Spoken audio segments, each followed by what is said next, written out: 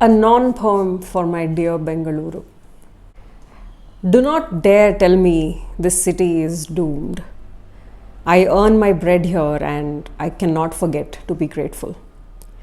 If there is anything that is doomed, it is us. What is a city? A piece of land. The city is only in our heads. But if you insist it is an individual entity, then I will insist upon being in love with its soul. Its soul is in the brutality of all the unexpected growth that it still silently endures without complaining. It is in its endless patience to the ungratefulness of those of us who came in search of a job, money, independence, who are only cynical about its being.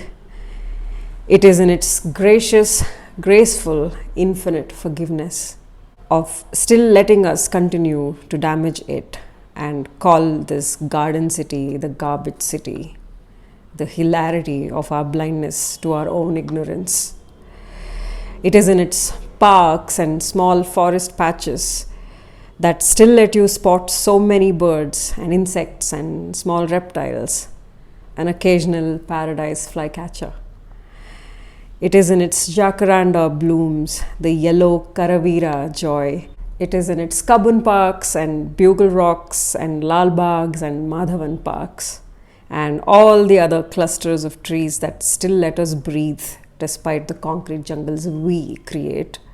In the lakes that are dead and polluted because of our greed, the Bengalurians who sit on the benches around the Jayanagara BDA complex, seized by an aching nostalgia for its calm, glorious past.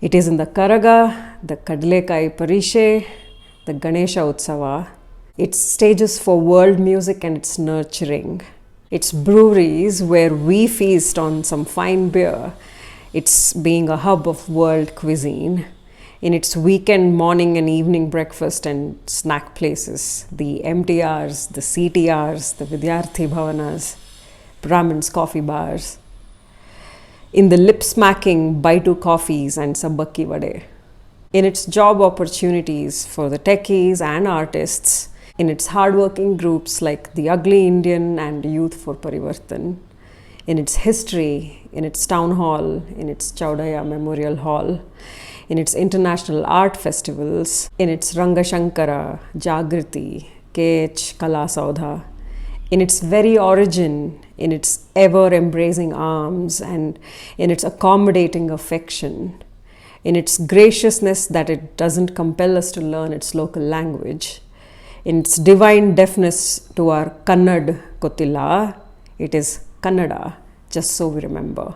In its grandparent-like tolerance even when ignored, unheard, unromanticized, in its large residential areas planned by great minds whose names you might want to Google now, in it being the first city to get electricity in the country, in its ISROs and HALs and BHELs, in its unending welcoming of anyone who dreams of living a decent life, even with its borrowed water supply, in its Kantirava studio, its Chinnaswamy Stadium and the roar you heard from there when the Karnataka boys entered the field, in its overwhelmingly well-connected BMTC circuit and its international airport, in its many old temples, its Nandi Betta and its Banerghatta, in its poignant, heart-rending, quiet plea to deserve a break from our casual cruelties and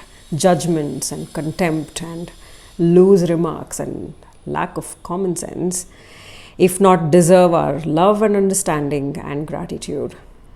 Oh, Bengaluru and its soul is in so many hundreds of other things for me. So don't you pick an argument with me when you're someone who treats it like it's a person, an entity by itself, or if you're someone who just wants to win a debate, or if you're a king or a queen of sarcasm. Try some empathy and come to me if you have any more nice things to add. We all know the flaws anyway. The city is what it is because you and I have forgotten what we can do to make it a better place. And it does not just stop at the city, lest we forget.